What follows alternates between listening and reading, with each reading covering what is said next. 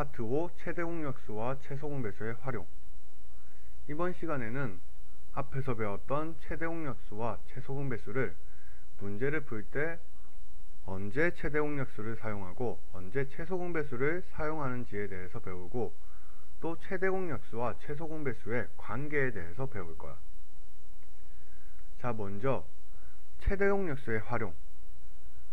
자, 문제에 가능한 한 많은, 가능한 한 큰, 최대한, 가장 큰, 이렇게 크다, 가능한 한 많다, 이런 의미의 단어가 나오거나 문장이 나오면 이건 최대 공약수를 써라는 문제야. 그리고 똑같이 나누어 주는 문제 또는 수 나누기 어떤 수의 형태인 문제들은 모두 다 최대 공약수를 사용하면 돼. 자, 예를 들어 연필 24자루와 공책 32권을 가능한 한 많은 학생에게 똑같이 나누어 주려고 한다. 최대 몇 명의 학생에게 나누어 줄 수 있는지 구하시오. 자, 문제에 보면 가능한 한 많은, 똑같이 나누어 주려고 한다, 이 두 개가 들어가 있지. 이건 아까 전에 말했듯이 최대 공약수를 써라고 하는 문제야. 그래서 이 문제는 최대 공약수를 써서 풀면 되는 문제야. 자, 다음은 최소 공배수의 활용.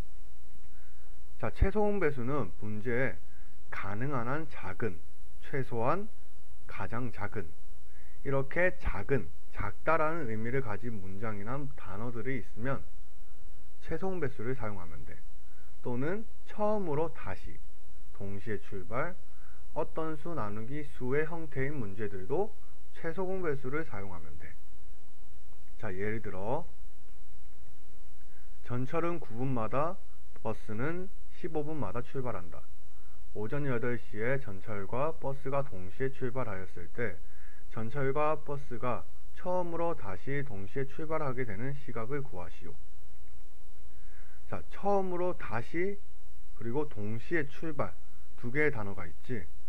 그럼 이때도 우리는 최소 공배수를 사용한다라는 거야. 되게 간단하지.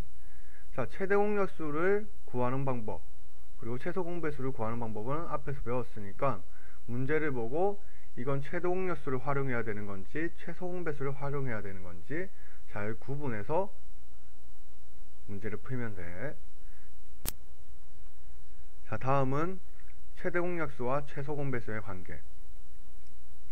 두수 대문자 A와 대문자 B의 최대 공약수가 G, 최소 공배수가 L일 때 대문자 A는 G 곱하기 소문자 A, 대문자 B는 G 곱하기 B. 이때 A와 B는 서로 소라 하면 첫 번째, L은 G 곱하기 소문자 A 곱하기 소문자 B이다. 그러니까 결국 최소 공배수는 G 곱하기 소문자 A 곱하기 소문자 B라는 뜻이야. 그리고 두 번째는 대문자 A 곱하기 대문자 B는 G 곱하기 L이다. 이것도 다시 말하면 두 수 A, B를 곱한 거와 최대 공약수와 최소 공배수를 곱한 값은 같다란 말이야. 자, 이렇게 글과 공식으로만 보면 이게 무슨 말인지 조금 어려울 수도 있는데 조금 식을 써서 풀어서 다시 써보면, 자, 두 수 A, B가 있어. 이 A, B를 나누어 줄 거야. 뭘로? 공약수로. 그럼 공약수로 다 나누고 공약수끼리 다 곱한 상태로 놔두면 이게 최대 공약수가 되겠지. 그걸 우리는 G라고 적어주는 거야. 그럼 G를 나누었을 때 A를 G로 나누면 소문자 A만큼이 남고 대문자 B를 G로 나누어도 소문자 B만큼 남는 거야. 이때 A와 B는 아무런 숫자가 들어갈 수 있는데 우리가 공식을 써야 되니까 그냥 소문자 A, 소문자 B라고 써주는 거야.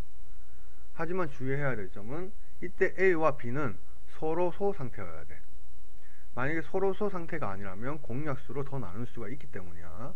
그래서 위에 A와 B는 서로 소라고 조건을 붙여준 거야. 자, 이런 상태에서 G는 최대 공약수고 A와 B는 서로 소, 그리고 G랑 A랑 B를 곱하면 이건 최소 공배수가 된다라는 거야. 그럼 첫 번째는 해결이 된 거야. 자, 그럼 두 번째, 두 수의 곱은 최대 공약수 곱하기 최소 공배수이다. 이거의 원리를 알아볼 거야. 왜 두 개가 같은지. 자, 두 수의 곱은 대문자 A 곱하기 대문자 B라고 나타낼 수 있겠지. 최대 공약수는 약자로 아까 말했듯이 G, 최소 공배수는 L이야. 그럼 두 개를 곱셈식으로 줬고 A 곱하기 B는 G 곱하기 L이다.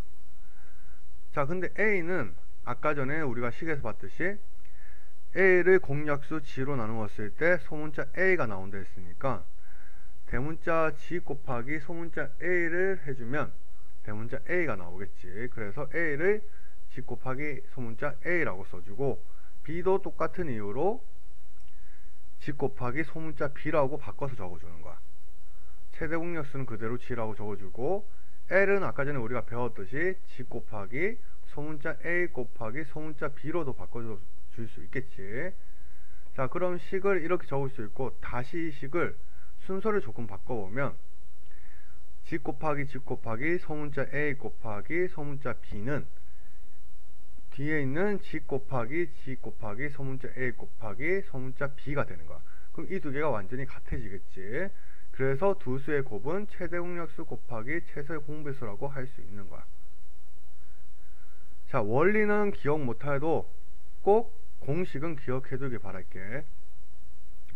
자, 이번 파트 5에서는 중요한 게 최대 공약수에서는 가능한 한 많은, 가능한 한 큰, 최대한, 가장 큰 똑같이 나누어 주는 문제, 그리고 수 나누기 어떤 수의 형태가 나오면 이건 최대 공약수라는 거고, 다음은 가능한 한 작은, 최소한, 가장 작은, 처음으로 다시, 동시에 출발, 어떤 수 나누기 수의 형태라면 최소 공배수를 사용하면 돼. 그리고 최대 공약수와 최소 공배수의 관계는 두 수의 곱은 최대 공약수 곱하기 최소 공배수라는 거. 이 세 개를 꼭 기억해 두길 바랄게.